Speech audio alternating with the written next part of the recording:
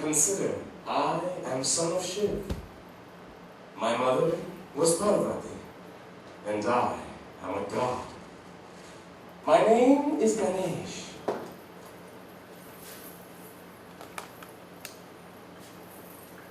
I am also called Vigneshwaran, the queller of obstacles, but I prefer Ganesh. To this day, before any venture is undertaken, it is Ganesh who is invoked and whose blessings are sought. Once asked, always granted. I am a good God, cheerful, giving, often smiling, seldom sad. I am everywhere. I am in your mind and in the thoughts you think, in your heart, whether full or broken. I am in your face, in the very air you breathe. Inhale. C'est moi, Ganesh. Exhale. Yo soy Ganesh. Ik bin toujours mera naam Ganesh. I am in what you eat and what you evacuate. I am sunlight, moonlight, dawn and dusk. I am in your stool. I am in your peace. I am in your cancer. I am in the smallest insect that crawls across the picnic blanket toward the potato salad. I am in the very hand that squashes it. I am everywhere. I am happy. I am Ganesh. They're coming. I can see them. I can see everything. They're just outside the International Departures Terminal, struggling out of Alan's sensible blue metallic Volvo station wagon. Not a sky cap in sight. George is at home watching the sultry quarterfinals match of the Virginia Slims tournament, coming live from Tampa on the sports channel. George doesn't particularly like women's tennis, but he is paralyzed this evening. He didn't even get up when his wife left. Katharine kissed the top of his head as he let his head roll, so that it lay against and connected with, her right hand resting there. But their eyes didn't meet. Well, I'm off. He'll miss her. He knows that already, but he doesn't know how much. You sure you have enough money? He's always asking her that. You sure you have enough money? Alan and Margaret tooted once from the driveway. More than enough. Don't forget to water the ficus. She decided not to say anything about the children. I'll miss you. I'll miss you too. Tutus this time. The Civils aren't the sort of people you'd like to keep waiting. I love you.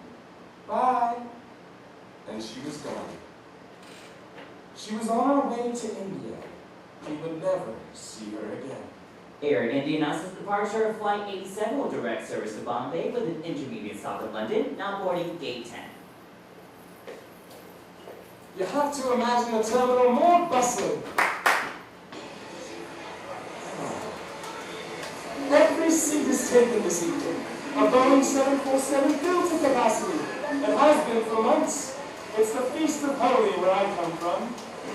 Even gods who are everywhere have to come from somewhere. Entire families are out for it. Men, women, children, lots and lots of children. This is Air India after all. Listen to them. How could I not be? Happier, that is. Is there a more joyful sound than children? A more lovely sight than their precious smiles? A sweeter smell than their soiled diapers? Now there's the place to bury one's face in their bliss. But I digress. They're here. Good evening. We're on your flight to Bombay this evening. There's two of us. Business class, queen class, I think you call it. I'm pleased we already have our boarding passes and seat assignments. I think we have adjoining seats. Mrs. Brynne has a window seat and I'm on the aisle. 15A and 15B. At least that's what we asked for and our travel agent assured us we had. I can't sit anywhere but an aisle seat. I'm claustrophobic. Actually, I hate to fly, no offense. But I do it. This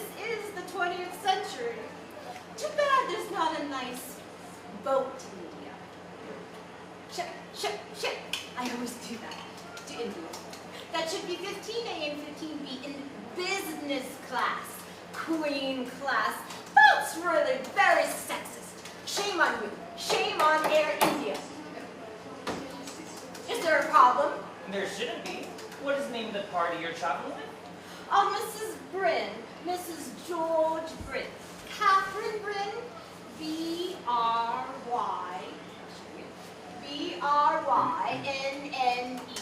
I left her at the passenger drop-off with my husband. One of our bags flew open, but she's definitely here. We both are. Well, let me try something. Is the flight very full? Not a seat. Oh, that's what I was dreading. And lots of children all screaming and running up and down the aisles all night long. When I was their age, I was left at home. I wasn't whizzing about from continent to continent, I can tell you that.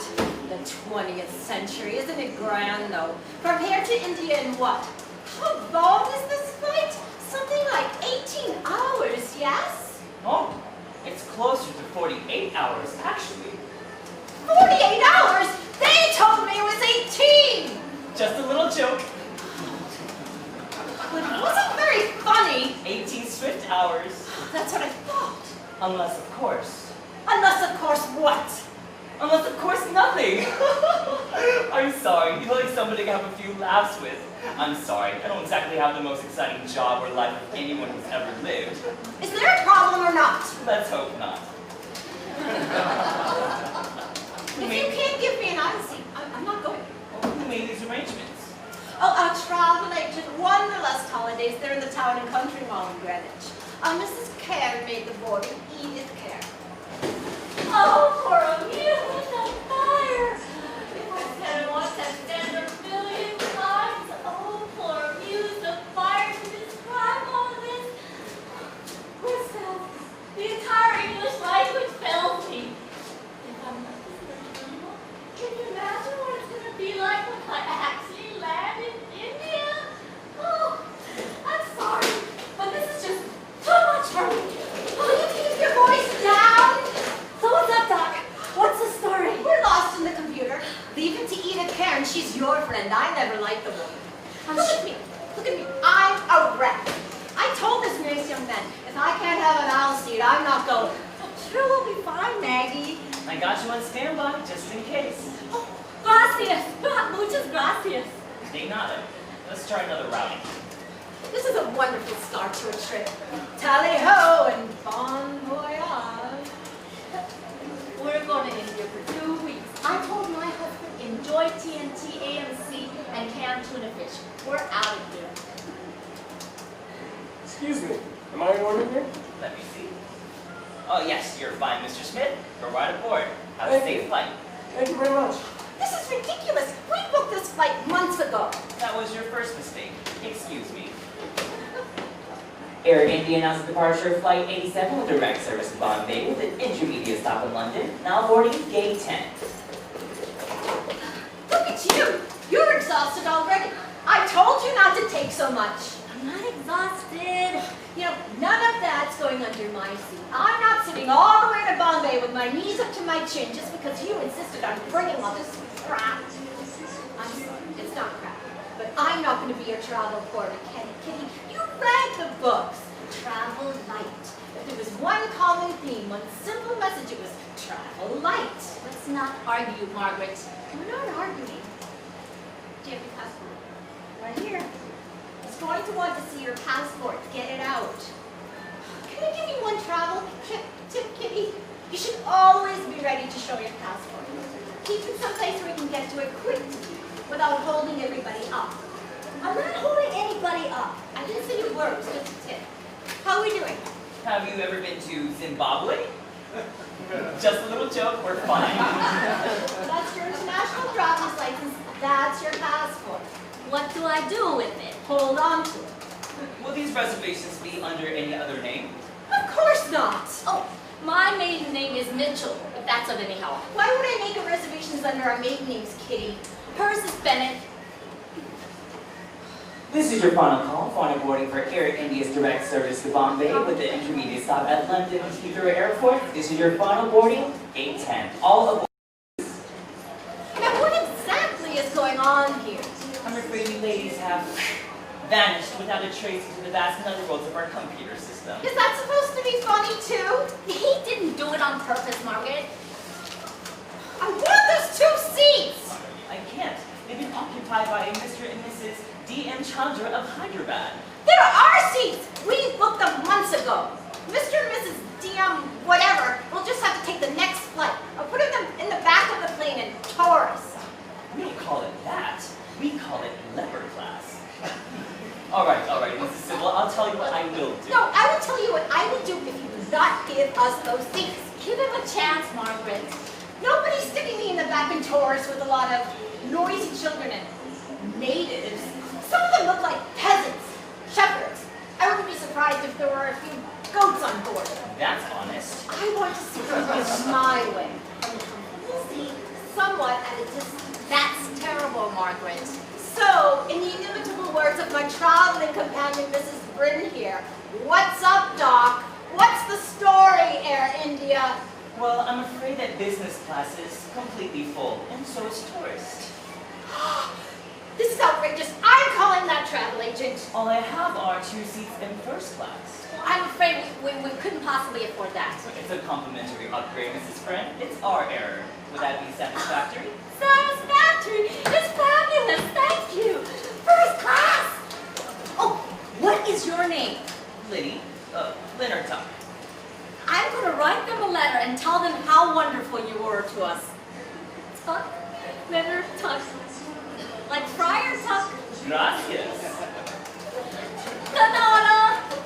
So will first class be satisfactory, Mrs. Civil? Of course it will. But I would have been perfectly happy in our own seats. Oh, the beginning, what luck! First class! Oh, for amusement! Oh, I don't know what, you know what. Abracadabra.